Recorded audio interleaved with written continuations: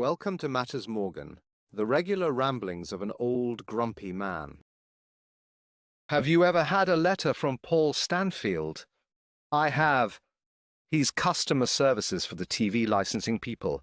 Nice, I thought. I'm a customer and he's providing some services. But as I started to read, I rather went off him. It reads, "Respond to this letter by the 26th of February to avoid your details being passed on to our Enforcement Division for investigation." Well, I mean, that's no way to start a friendly letter to a customer who's expecting some services. That's not very nice, Paul, I whispered in shock.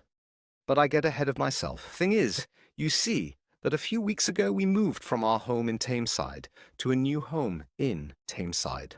All of a few hundred yards, would you believe? Now, Tameside Council have been courteous and helpful, bless their little cotton socks, even being so kind as to allow us to continue paying council tax. Much the same for other officials involved in the moving house paperwork.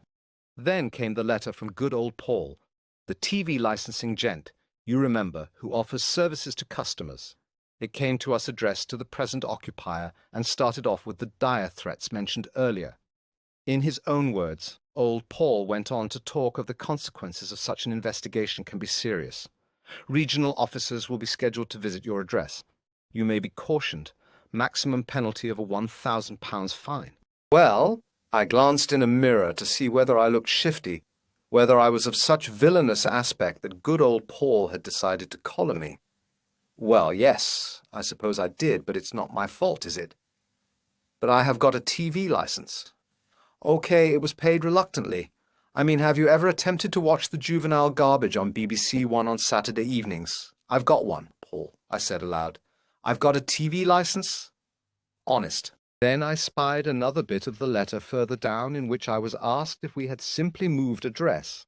So why didn't he say that to start with? Getting himself all worked up.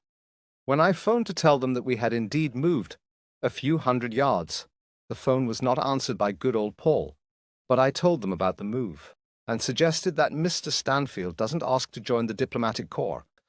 Like and subscribe for more Matters Morgan, TTFN.